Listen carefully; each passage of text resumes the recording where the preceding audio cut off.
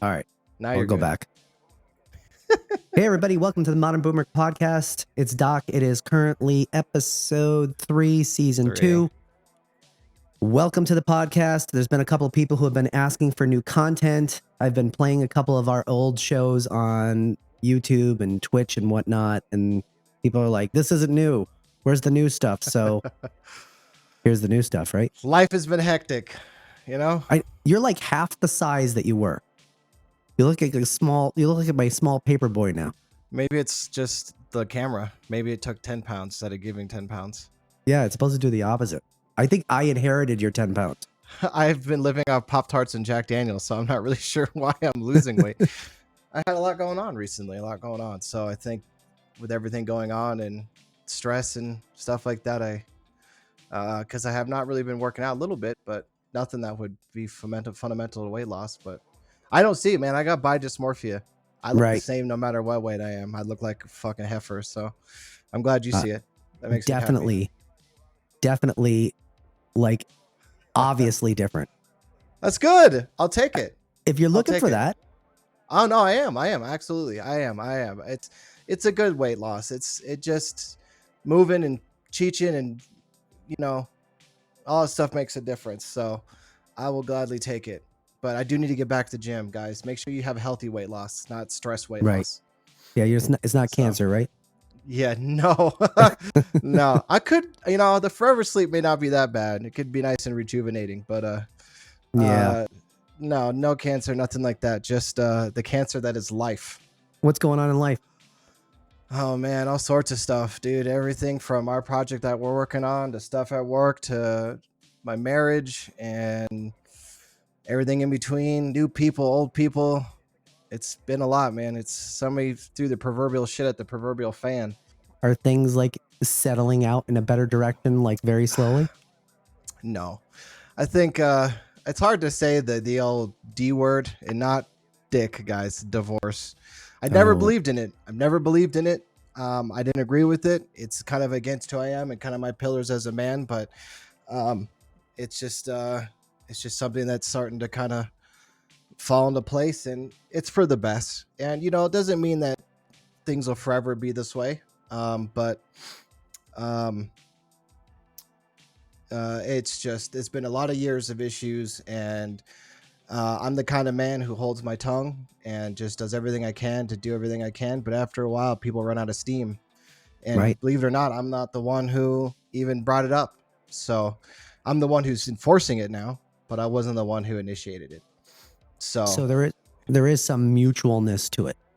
Yeah, but the thing is the other party, they backtracked towards the latter half of like the things starting to kind of fall into motion. But at that point, I already started the mental process, and it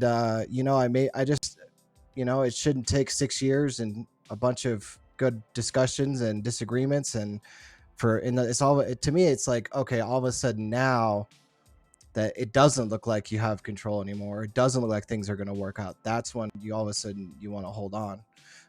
But I know people change, and maybe there truly is some sight there. And she's still my wife, but my wife, she's not a manipulative, bad person by any short term, like not at all. She's not a horribly abusive individual, nothing like that. I don't want to say like that, but once things got into motion, it was hard for me to believe that they would get better, and it like somehow completely changed my mindset again, another 180 flip, and I know that makes me sound kind of hypocritical, but to me, I think right now the best thing is that we both take some time to figure each other out and make sure that we're happy with life by ourselves and who we are before we go in and try to make a marriage work, because marriage is like, it's love and war mixed together, and you really have to fight every day. And sometimes the fighting is a good fight. Sometimes the fighting's in the bedroom and it's the best fighting. But sometimes the fighting is just fighting to keep things together. It's like holding a house up in the middle of a monsoon or a hurricane. And it takes two people. And if one person doesn't hold it up, or the other person starts to not want to hold it by themselves, it blows over real quick. So yeah, we'll see. We'll see how things go. But yeah, but you know what? There's been some peace. I know it's really rough. We were cohabitating for a while, but she got a place, and I saw a change in her already, and already going out and seeing friends, and taking care of herself more and things like that. And to me, that's a huge step already for her. And I'm not saying that I was the problem, but I think that sometimes when life is so dramatically changed for you, it's enough of a kick to start to reset some of those things. Right. You know what I mean? And for me too, because when I'm by myself, I go into a militant mindset again, and then I start getting in these regiment stuff. And my marriage was affecting my career. It was affecting my ability to work on projects. It was affecting my mental health and hers too, And so I think us taking some time to figure some stuff out is a really good idea. And, reconciliation is always a possibility. I would never say no to that down the road, but I have to believe in it from her, and I have to believe in it for myself before I make that decision again, Right. No, I totally agree. I refuse to be my parents. Yeah. You brought up like something that you said earlier, and I can't remember the exact quote you said, but I remember when I was getting divorced, and I'm divorced once. My ex's statement as to why we should stay together was, you ready? The enemy you know is better than the enemy you don't know. And I'm like, I don't know if that's really the best way to. Where do I find that in the Hallmark love section? Yeah, that's not in the card anywhere. Jesus. I'd be like, well, you're the enemy I don't want to know or be around. So bye-bye. See you later. Right. So, No, I mean, I'm lucky, rough. I have, it took a while. There was a lot of battles and threats and stuff. And, I lost some weight too. And actually I probably gained weight because I think I stress eat. I can stress eat sometimes, but I stress eat horrible things, and I don't eat a lot of it because it's horrible. So like I eat a bit of it and then my stomach hurts, and then I don't eat for the rest of the day. I just like down a bag of Doritos and then move on. As Jomo says, like a whole row of Oreo, a row, I like to have a couple row of Oreos at a time or whatever he says, Right. That's true. No, our separation has been very amicable. Don't take me wrong. It's been very emotional. And for those who are listening and maybe don't know me personally, I am not a very emotional person. I have two modes, which is normally focused and working and angry. That's usually the two modes that I operate in. That's great. And I grew up I had a pretty rough childhood growing up, and I went through some stuff in the military and things. And so violence and anger was always kind of like, my way of handling. Now I say that, but I want to say that I've never punched a wall. I've never thrown something. I've never been like that. But in my head, it's like, compilation gifs of Vietnam. So, right. But I've learned over the years that that's not an acceptable way to live. I learned in my mid-20s that you can't just be angry all the time, because sadly, it's not that I want to be angry, but anger is it's a very easy emotion to work with. It's a very powerful emotion that you can be successful with, but it's not a healthy emotion. And like drugs, sadly, in a weird way, anger will tear you down. It'll end you. It'll ruin you. So you have to learn to deal with the stuff that's going on. But what I was getting at is I'm not a crier. I'm not a weeper. I'm not a shower beer guy. I don't like go on long walks and like pity myself. I just let it stew, and it's really unhealthy, but it's a crappy traditional mindset I have. So there's been a lot of emotion, and and I'm always trying to tell my ex, I'm like, listen, just because I'm not crying doesn't mean I'm not having a meltdown inside. I think as a man, it's pretty common that if I'm staring off into space, that's my version of crying. Right. So, but I try to continue to look at what's ahead and not what's behind. And that can be really hard sometimes. And I'll be honest with you guys, it took years of therapy and years of reading books and just becoming a man. Honestly, growing up was a huge part of it. And the right people too. I have really good friends like Doc here who I can vent these issues to, and helps me kind of work through some things. And I have a good couple of support groups. But I think women have it very easy in the friend group when it comes to having emotions and getting all the help you need. Because men, it's like, I'm not feeling good. I'm sorry, bro. You want to shoot some people in a video game? No. All right, let's go get some beers. Like it's not a very an emotionally supportive thing. But the thing about men is that we do want solutions and we do want good advice. So when we do go to each other and we have a good conversation, that can be helpful, but I have a couple female friends where like, if I need to gossip and drink the tea and wear like those like battered shawls, with the cold cup. That. Yeah, I can, but I hate it, man. I always feel guilty and gross after being emotional. So, and people are like, that's unhealthy. I know, but it's just who I am. Well, there's variations. I mean, there's variations of different types of behavior, but through men and women, and you fit in a, like kind of a category that there's a lot of men like that, and some men like ball, and some men like just, you know, they raised by their father, like, hey, you know, you don't cry, shut down. You know, you put your head down and you just you work harder and you deal with it, and no one likes a whiner, and you know, all that kind of stuff, and you know, that's the way a lot of us grew up.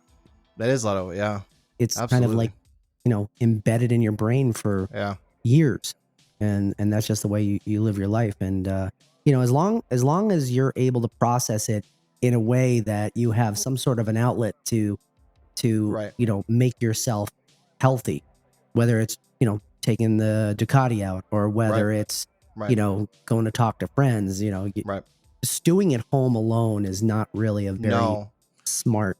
That's where liquor comes in, and drugs and self-harm and things. No, 100%, guys, don't stew at home at all. Do anything. If you need to go in the garage and just pace, do that. I like to lay on the floor. It sounds really weird, but it's very grounding sometimes. Lay on the floor and just browse TikToks. But no, I've done a lot of traveling recently. You know, I met some really cool people, met an individual, and I don't want to say too much, but you know, I've just been, you know, I drove the motorcycle to Texas. That was a huge mistake. Well, it was a mistake. It was a mistake, and it wasn't. And that's actually a good topic. And I don't want to deviate too much, but one of the reasons why I did that is I knew that if I was stuck on the road for 15 to 20 hours on a motorcycle that requires physical engagement all the time, as well as mental engagement all the time, it starts to tear down the soft comfort layer that I think builds around us. Like, I feel like, you know, we sit in home all day and we live our normal lives, and we build this kind of little like shallow egg shell of comfort. And when that starts to break, we have moments of panic, but then it does break, or you force yourself out of it. And then you have to deal with the raw, fresh air, like kind of like a new wound, until the air gets on it for a minute, it dries out. It feels really irritated. And so taking the motorcycle on this long trip was actually kind of a test of my willpower, and just really pushing myself physically, mentally, you know, just everything I can, as well as kind of forcing me to be with my thoughts in the middle of nowhere. And, you know, for a lot of people, that could be horrifying, to be in the middle of a Texas freeway where there's nothing 100 miles that way and nothing 100 miles that way. It's pitch black, you know, and you're just with your thoughts, and you succeed or you fail. And I don't like to fail. So I got a lot from it. The only reason I didn't drive it back is just because I'm 32 with a 45-year-old back, and I just couldn't do it. You know, I was so sore. I was like peeing yellow, like orange. Like, I definitely hurt something for a hot minute. Yeah, I'm sure it was water, and from sitting in the vibration, you know, it probably hurt the kidneys a little bit. But your prostate probably didn't like it either. No, hell no, it didn't. I did Superman for a while. I was like laying flat, you know, but but it was a huge stretch for myself. And I drove out there and I saw Kevin, Dak, and our buddy Joe, and another person that I had met who was very influential. It's been very mentally healthy for me. And I would do it again. I really would, because, you know, the trip was fantastic up until about the time I got into Texas. And then I'll tell you what, it was beautiful. Then I got to Texas. The trip sucked. Texas is such a huge state. And mind you guys, I live in Colorado, which is a huge state. Okay. But our state's cut in half by mountains. Right. Texas, there is no cut in half. And because of the way the freeway system works, like 400 miles, which would normally take you 5 hours, takes you 7, 8, or 9 hours. Right. It's just because it's such a huge state with these little tiny towns in between that you have to do fucking 30 miles an hour in. And there's one cop named Bubba Joe, high on a sign, waiting to catch your dumb ass at 2 a.m. You know, but it sucked until I got into Texas, because by the time I got to Texas, I was tired. I was already a couple hours behind. Google Maps kept routing me in these fuel efficient routes that just added 4 hours to my trip. It wasn't very fuel efficient. And no, I almost ran out of gas. And then all of a sudden it went from 60 degrees, 65 degrees to 30 degrees. And I had to shove shirts in my jacket and around my neck. And I just hunkered down, and I was scheduled to arrive at my Airbnb between 8 and 10 p.m. and I arrived at 5 a.m. And my phone died the minute I rolled up into Dallas. Right next to the Airbnb, my phone died. I couldn't find a charger. I had to basically assault a Hispanic man waiting at the bus stop at 5 a.m. for work to give me his phone so I could Google the address and find where it was at. And then I slept for like a day straight. So, Oh. but I was impressed by my ability to push through. I was impressed with my ability to maintain my emotions and not get scared. And I worked through a lot of trauma and issues that I needed to work through. I really forced myself into shit. Now that doesn't work for everybody, but I've always been the kind of guy that splashes water in my face and tells me to get my shit together. And, Right. and that was a good testament. So, but yeah, guys, don't sit at home and stew. If you got to drive to Texas on a motorcycle, a sport bike, a MotoGP motorcycle, that's stupid, but do it. Or work out or like do yoga or get a therapist like a normal, healthy human being. But, but yeah, so it's been a heck of a time, but now you got to go pick it up tomorrow, right? I rented a truck to go down. I'm going to drive down. It's about 14 hours. It's not too bad. I'm going to leave about 5:30 in the morning and just head straight there. I'll get there by 7 in the afternoon and pick it up. I'll stay the night at the apartment that I have out there, and then I'll drive home Sunday morning. But it's fine. The truck is super nice. I got a nice new F-150. It's super comfortable, heated seats. Did you rent it or did you buy I rented it. No, I rented okay. it. Yeah. And you're going to put the bike in the F-150? In the bed, yeah. Is there like something that attaches the bike and keeps it upright in the bed? I have special straps, and then I have stands that I'll put it on. So I'll put it in the bed, and then I'll put it on stands, and I'll strap it down, and it ain't going anywhere. So that bike only weighs 380 pounds. It's not a very heavy motorcycle. So without my fat ass on it, it's super light. So it'll be easy. And I was going to have it shipped home, but everybody I talked to was like, don't ship it. You'll regret it. So really pricey. Well, it was like $1,100, and a couple of the people that I talked to said my bike came back damaged.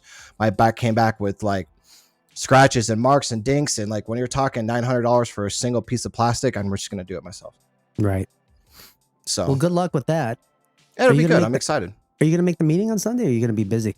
I'm gonna try to make it, but it'll be in the car. Okay. We have a meeting for our game company every Sunday. Yeah, I need to catch up with the guys. I was there for the tire testing stuff, but I was doing a lot of debugging, and I was helping that one dude out with some crashing issues he's having, and then I looked into that, and I just got so swallowed up in it that I wasn't invoiced very much. But I was there for the full test suite. I was busy doing software stuff. You're the guy in the chair. I was the guy in the chair. I was the guy behind the Wizard of Oz face. Right. Well, at least that's a big update, man. That's a lot that's been going on, and that might be a little bit why this podcast is a little later in the month than it normally is. Actually, it's in June. It was supposed to be in May, but it's been busy, guys. Life gets in the way, and it, you've been pretty busy too. Oh, I've been so. I get into these ebbs and flows in my job.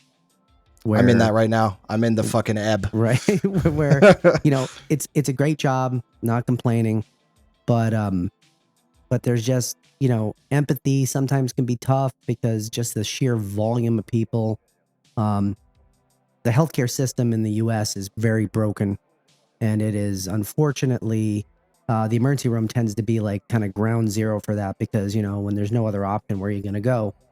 And, that stresses the system because a lot of people who maybe don't really have emergencies utilizes the emergency room for non-emergent reasons. And I hate that. And recently, there's a lot of people say it's an emergency for them. And, I totally get that. It is, it's a stress system. And, when you get a big rush of people who utilize it because of, convenience, or maybe, people who are being sent into the ER for services that we don't provide. And, it's not something that we do. But people are sent there and then they get angry because they were told to come, and it becomes it's a kind of a draining issue at times. And, sometimes, if you get a lot of that in a row, it's kind of like a drag. Emergency medicine, I think the last time I looked, tends to be one of the top 3 highest burnout jobs in medicine. I believe family practice may be up there. OBGYN is up there. OBGYN?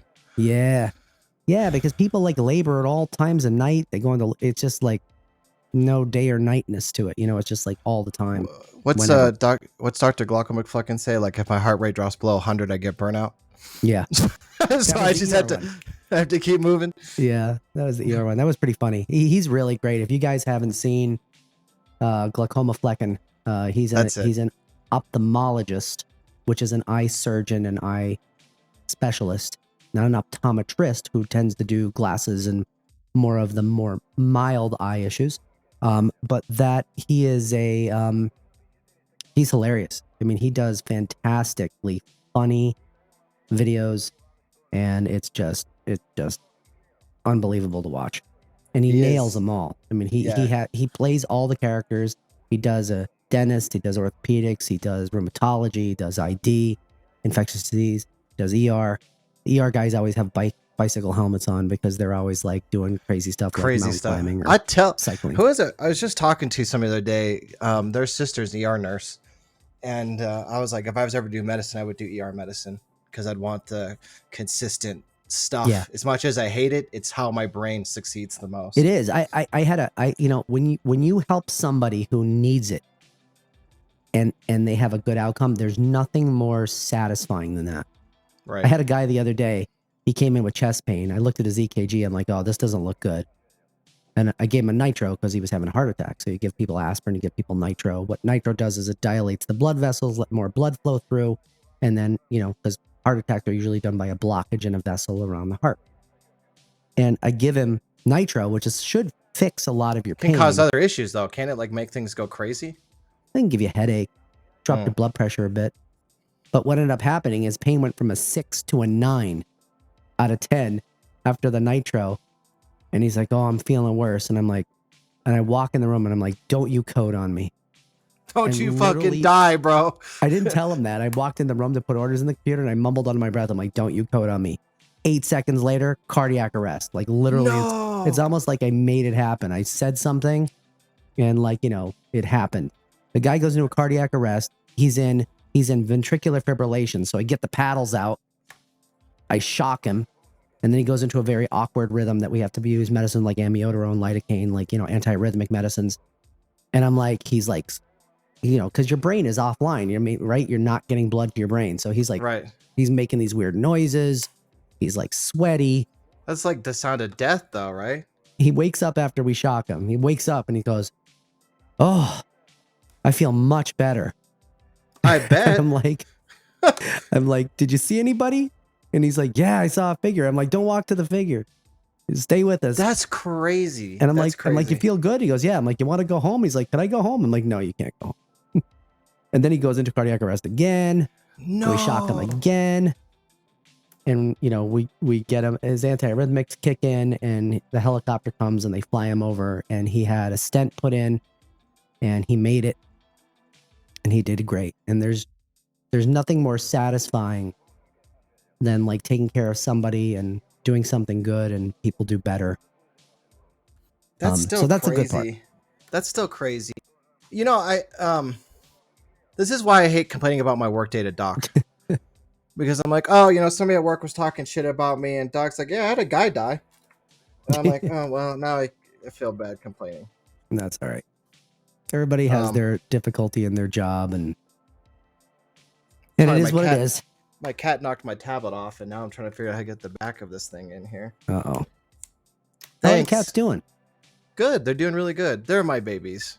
I'm keeping all of them except for Lulu. The oldest is going with Katie. The dog, and Lulu are going with Katie. Lulu's getting old, and the cats kind of tease her a little bit, and she doesn't act well. I think she's had a stroke, to be honest. Oh, really? Yeah, she's got to be 15 now or so. And we don't really know for sure because we don't really know much about her actual life. She, she was a street cat. We took her in because I like to take in animals that, are harder to, oh yeah, Moo? She just took some off my desk and ran away with it. But she needs a quiet life. And with, Katie moving into a nice little apartment and it'll give Moo it'll give her an opportunity to kind of settle down in life a little bit and it'll be good for her. So, but I'm keeping the other 3. So, okay. But no, they're doing really good. They're doing really good. I offered them. You have to understand, guys, in separations, I've never been one to just fight for everything. I need my computer and some of my office supplies and things that are important to me, like paperwork and silly things. After that, I rebuild. I don't need it. I don't need a billion things, but one of the rules I had was that you can't take one of the cats, because Moo and Luna were sisters from the same, like we've had them since they were kittens together. And I was like, either you take both of them or none of them. Because tearing them apart is not fair. Just because we're having hard times doesn't mean you get to tear the cats apart. So, right. But yeah, I'm gonna keep them because I'm keeping the apartment we're in, and it's a bigger apartment, and I already have them on the lease, and it's just easier. So, right, I get it. I don't blame you. Yeah. So you didn't pick up Diablo 4, huh? Onto a lighter topic. No, I don't trust it. You don't? No, all the other Diablos sucked. Oh, I like it. Do you? Yeah, I went all in. I went to freaking KFC and got skins. Oh my god, Doug! But that's always how you work. That's just who you are. Yeah, I gotta go and buy my chicken sandwich online and I get free skins. Doc is that kind of guy, guys. Like he goes. Doc is not a half-ass individual. There's a reason why we wanted him in the company so bad in the leadership levels, because I know he's not a half-ass person. Early adopter, and I push it. I try to push it. What do you like about it then? What makes it so good? It's Diablo Immortal. We played it on the channel. It wasn't Diablo. Immortal sucked. Yeah, they tried to make it Diablo by using Diablo names and stuff like that to try to, it was like lipstick on a pig, and it wasn't that great. And it's not a bad game, but it didn't feel like a Diablo game. And this at least feels like a Diablo game. I just started it. I stupidly made a nightmare character right off the bat. I thought you had to beat the game on hard first before I would let you do that. No, you can start off as nightmare. So, nightmare for this is if you die once you're dead, right? Oh, yes. Okay. Yeah. So I did it. I got up to level 14 and then I got killed. But Jesus. So I started a new character. Don't you have to buy my divorce present? Is that my divorce present? I can do that for you. Doc's gonna buy me Diablo as a divorce present. Nothing like fighting the devil at home and fighting the devil in a video game. I'm just kidding, Katie. If you hear this, I'm kidding. You're not the devil. I still love you. I just saw you. You just went on You just won BattleNet, you bastard. I just saw it pop up on my screen. I want to look at it. This is a goddamn podcast. What are you doing playing games? No. Where is it at? Let's see. Blizzard all game. Oh, there it is. Diablo 4. So it got good ratings. $70. All games are $70 now. Fuck. I'm glad we're getting in the game development industry because clearly we will not charge $70 per game. Hell no, guys. I refuse. Is it still playable right now, or is it over? Like if I bought it right now, I can't play it. You have to buy the middle one or the high one. You can't buy the standard. If you buy the middle one or the high one, you're able to start now. See, guys, I have that divorce financial strain right now. So they took away my paladin. Shut up. I don't want it. I don't want it. Well, how do you take the paladin away? That was like the best class in the game. I never played the paladin, so I don't miss the paladin. What the? I gotta look it up. Necromancer and Rogue are the ones that I liked. Who takes the? I swear, Blizzard does not listen to the community. Like the community said something like, "Okay, we're gonna do the opposite of that." Hey, we hear you, but we're not doing that. We're going to go in a whole different direction. Fuck you in your opinions. We know better than you on how to not make you buy our game. Unless your name is Anthony. Yeah. Who doesn't play Paladins? Who doesn't play Paladin, dude? I didn't play Pally in Warcraft either. That's the only class I played. Wow. But, so I don't know. It's fun. I enjoy it. It's mindless. Oh, I see why. What'd they do? Canon. So the lore-wise, the gates of heaven been closed to humanity. So paladins, being a holy based class, can no longer exist. Does it say that, or that's what? That's what I'm reading right now. Oh, well, there you go. Some person made a video about it. Blizzard wrote their way out of it.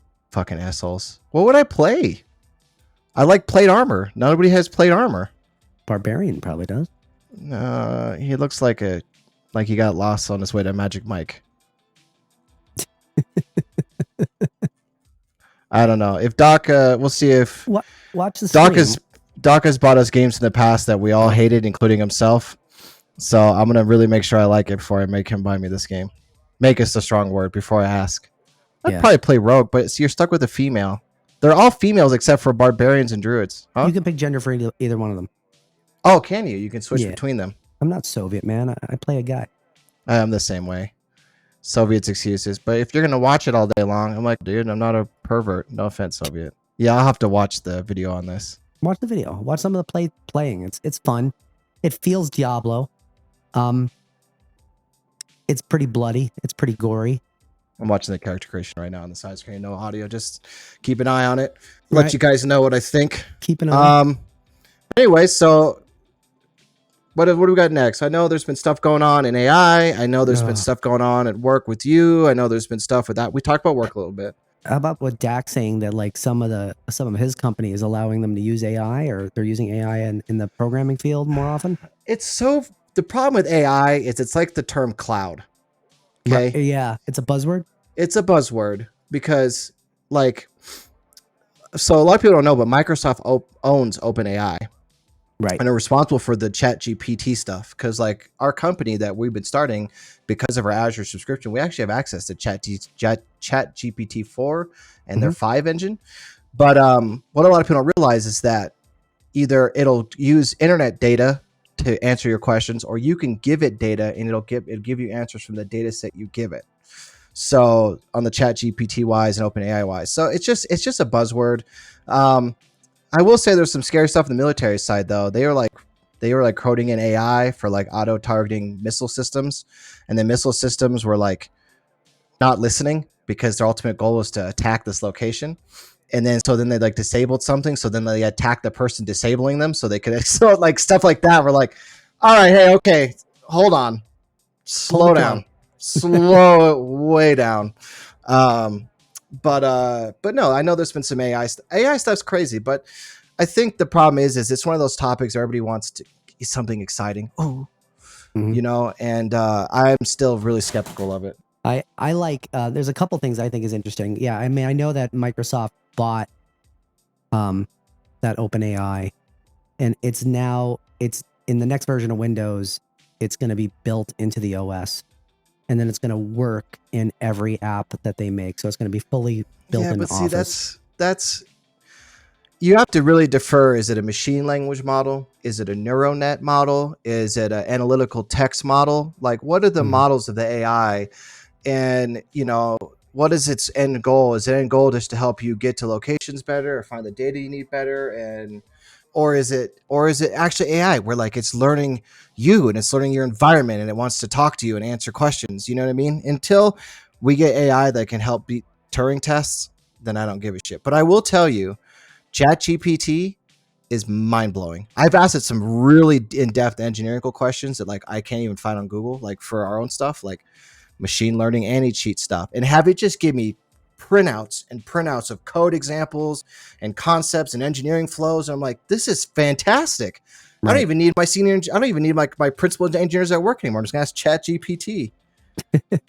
That's the thing. I mean, even with Photoshop right now, if you download the beta, if you're subscribed to the Adobe service and you download the beta for Photoshop, there is a predictive fill. You can literally take the lasso tool, right? You can draw a blob on the lasso tool, right? Say you have a desert and you draw a blob on the lasso tool, and there's a little text box underneath the lasso, and you just type in tree, right? Shut up. Really? It will put in a tree that fits in the desert. It's not going to be like a pine tree right in the middle of the desert. It fits in the desert. It casts the appropriate shadow on the sand. It takes on the lighting that's around it so that it looks right. And it's like mind blowing, because not only does it's doing all these things. It's computing. Oh, well, okay, this is a desert, so you need this. And oh wait, you're drawing in water in a desert. We're gonna change the edge of the lake or pond to look like sand that's going in there because you're drawing it on sand. Like it's got this kind of background knowledge of what the rest of the photo is, and it takes information to put it together so that it makes sense and it looks normal and looks real. And it gives you 3 options for every time. So if you do like 3 trees, it's like tree 1, tree 2, tree 3, and you just pick which one you want, and then boom, it's in there. I feel like that's a combination of different systems. I want to. I'm a pessimist, guys. I'm a skeptic pessimist. No, I think it's really cool, and I'm glad to see that kind of stuff. And I think that kind of stuff for guys like me who I know enough Photoshop to be dangerous. I could do a lot with stuff like that. You could. I mean? I can do a lot of stuff like that, and I don't. I got a fancy tablet now, but yeah. Well, I don't. This other individual has been using it because they're an artist. Oh yeah, I hooked her up with it because she's an artist. She draws, and immediately was drawing all sorts. Yeah. She's like in love. I couldn't get her off of the damn thing. I was like, I had to grab her by the eyelids and like peel her back from it because she's been an artist for years. She draws a lot of stuff, like does TikTok videos and all sorts of stuff. And I was like, well, I'm gonna get this tablet, but I think you might be more interested in it. And she's like, oh, what is it? I was like, oh, it's a surprise. And when she popped it out, she knew exactly what it was capable of. And then I hooked her with my creative suite, and just an addiction. Could not get enough. Tell her to download the Photoshop beta because you should have access to it on Creative Suite. I do. I got her with Fresco and stuff too, or Fresco, whatever the heck it's called. Yeah. That's cool. But I mean, that is a thing. But it has its drawbacks. There was a story just in the news of a lawyer. This is ridiculous. A lawyer who used ChatGPT to like look up cases that would back his argument, and the freaking AI like fabricated the cases. Oh yeah, that's the text language models though. Yeah, I did hear about that. And he had to like throw himself on the mercy of the court, saying like, "Oh, I didn't really look all this up. The AI gave it to me, and the people are like trying to look up these court cases and find out that they didn't really exist." This is why you don't trust your Alabama public defender from a small town county, right? Maybe. I don't remember where they were from. This is not a New York lawyer. This isn't Suits. Yeah. So that was pretty interesting. I haven't had that problem. Like I said, ChatGPT has given me, honestly, when I look up code examples and stuff, and I've used in the past in these like advanced search engines, the code that they generate or find is just dog shit. But ChatGPT they've given me some really clean code and code examples. And like, I've had really unique issues when I've been working on some of the stuff for the game, like just really unique problems that are to our architecture. And it's given me direction that's helped me solve problems. And I would have spent a whole week trying to reverse engineer that and figure that out. And this thing's like, oh, you could do this or try that, or here's an example of what we think you should do. And some of it's hot water and some of it's bullshit and some of it doesn't exactly answer, but I would say 90% of the time I get the answer I want. Cool. So I'm impressed by it. So the AI stuff's pretty cool. Yeah. I would say that if you had to sum it up, I would say, be skeptical, like Damon. Always. Be skeptical, because it's a time saver. So it is attractive in that manner, right? Because it gives you answers. It has answers immediately. It saves you time. It saves you energy. But you really got to it's fine to take an answer, but you really just have to vet that answer and make sure like Wikipedia. It makes sense. It's because, like Wikipedia. You don't want to make any mistakes. I just read an article today. The top 3, physician medical specialties that were likely to be taken over by AI, and it was like infectious disease and pathology. No way. You can't get rid of Dr. House. Get out of here. Well, they said pathology. I mean, they can just look at slides and like compare it to like millions of different slides and come up with the answers to what they're looking at. I know computers are fast, guys, and these things are running on incredibly fast systems, but the human brain and its intuitive and experience and general gut ability will never be replaced by AI. It won't. It can't happen. As an engineer, and I'm just defending my STEM field just so I defend medicine. I will never have a robot working on me. There's something about the human element that always has to exist. There is. You heard it here. Humans aren't going away. We're not. We're not. Though I'll tell you what, eventually flipping burgers is probably not going to be a job anymore. So don't look at that as a career choice. Right. We get, I hate to tell people we live in a world of specialties now. You got to find your specialty, and a liberal arts degree is not a specialty. But I digress. But enjoy the AI. Check it out. They do some really cool stuff, especially the image generation is really cool. But that's even cool. That has a lot of artifacts, and you can see weird hands and malformness so just play with it, guys. But we're still a decade or more away before we see anything that's going to take your breath away. We just don't have the computational power yet to do what we want to do. Speaking of computational power, I'm going to have to talk to you later because I had a Intel.sys blue screen of death. That's a network driver issue. No, I think it's a processor. No, Intel.sys will be your NIC. You think? Your network interface card, yeah. I hope so. I mean, there's some drivers for your CPU, but not like a ton that should grenade it like that. That's that 13 series shit. It was called, because I just took the name of it. I took a picture of the blue screen. It was called Clock Watchdog Timeout. Oh, I know what that is. We'll talk about it offline. Yeah. I don't know how to fix off the top of my head, but I know what it is. Yeah. So I have to. I actually, just in case, I actually turned off some of my overclock on my processor. My that motherboard. Will do it. Your overclock will absolutely mess with the watchdog. So far, no recurrence, but it doesn't happen often, so we'll have to double check it. Always a problem.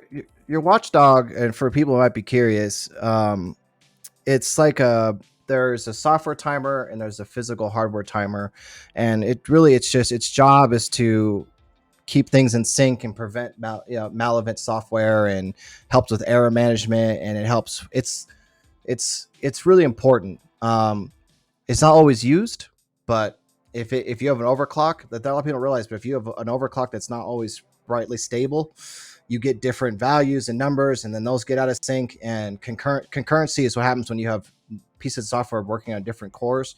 If they're all running out of sync and those timers get weird and stuff, or the floating values being generated all right, you'll just, it's like somebody throwing their transmission in park on the freeway. You know what I mean? Things just come crashing immediately. I hope I fixed it. I'm sure you did. If you brought your overclock down, I would say you probably fixed it. The other thing to chat about, because we're already at 45 minutes. We're not getting to Apple, Doc. We're not getting to Apple today. Dude, next podcast. I'm so excited.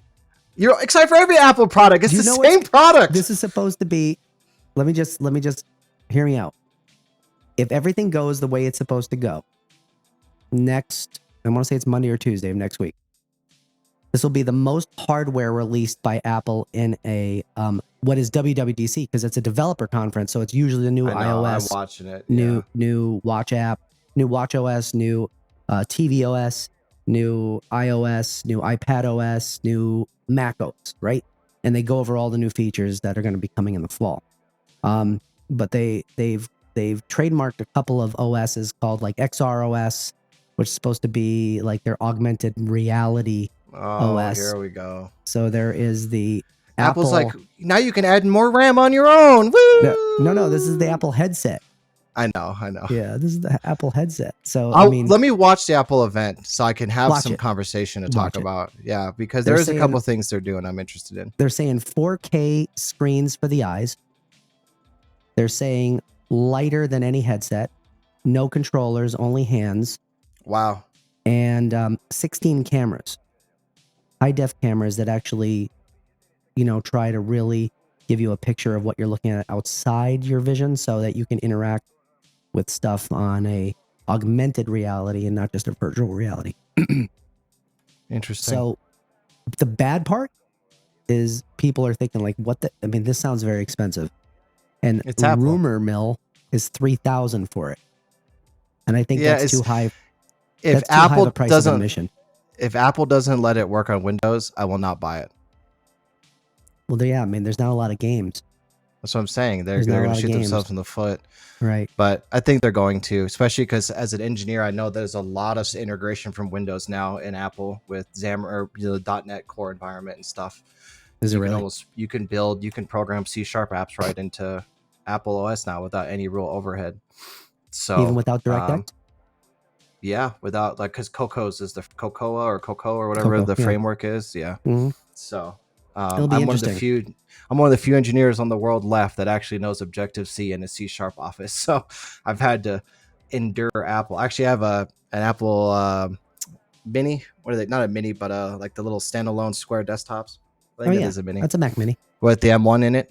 Mm-hmm. So I've been looking at low-level programming on the ARM stuff, but yeah, let me catch up on the Apple stuff, because I do actually have some questions and stuff about things that are coming out. However, speaking of Apple, and I know we got to wrap, but speaking of Apple, guys, Watch Apple TV shows. They are the best. Netflix is a flaming pile of dog shit. Apple makes the greatest TV shows, and I recommend you watch the show Silo. It is amazing. I gotta watch it. That's it. Do you share your password with anybody but Netflix? No, I mean my ex. We're doing the whole because it's probably tied to my T-Mobile account. Which don't buy T-Mobile. They suck ass. The new they just came out where they're charging like $7 or $8 an hour if you're sharing your password with anybody not geographically at the same site you are. Yeah, that's dumb. Then they backtracked on it though. Did you see that? Did they? They got such a backlash from the community, and like their stock value just shit the bed that they're like, Thank God. It was a joke, guys. It was a joke. Oh yeah, I bet it was. Everybody hit them. Like Prime Video tweeted against them. Yeah, I thought you said happiness is sharing your password, you bastards. What are you talking about like, now? You know, a relationship's serious when you give your your HBO login to your lady. So, but right. So I know you're gone next week. I'm traveling over the weekend, and then we're thinking we should probably do one more podcast before the end of this month to catch up for May in June, maybe. Yeah. Okay. End of June. We'll try to get another one in the end of June. Definitely would like to play a little Diablo with you if you can get around to it. So keep watching that video. Let me know. I've been watching it right now. Honestly, once I get out of, remember guys, if I was able to go through divorce and not go bankrupt. So I'm good, but I'm hurting because it is expensive to split all your bills overnight, cut your income in half, basically. And then consume an entire luxury apartment that you were sharing with somebody else. So I'm a little on the tight side. Right. But maybe Daddy Doc will buy me Diablo and we'll do a Diablo stream together because it does look good. What is what's the housing plan for you long term? I'm staying here. I'm just gonna stay here. You're gonna keep the place. I am gonna keep the place. I may go back up northern Colorado again at some point, but my rent locked in here is $400 cheaper than what they are now. And the front office girl, shout out to Haley. And I'm going to say this, Haley, and don't take it personal, but I think she's got a crush on me because she's so nice to me. She's so nice to me. And she's like, we'll lock your rent in again. Don't worry about it. So I don't really want to move anywhere. Plus, I hate moving. I really do. I do too. And until finances settle down and I get all the things managed, I don't want any more destabilization. So I don't blame you. But yeah. Just as long as you can afford everything. I can. I'm good. And I have somebody who may be moving in with me that's I know very close that's going to help out. And that'll be nice for a little bit. Not forever, but we'll see. So cool. All right, guys. We'll check out the channel. We'll have more dropping as time comes along. Look for a Diablo 4 stream. Yeah. We'll play. If we're streaming it, I bought it. So just remember that. And we'll put it up. And thanks for putting up with the wait. And we will definitely be putting up some more probably at the end of the month. So we'll talk to you then. Love you guys. Thank you so much. We'll talk to you guys soon.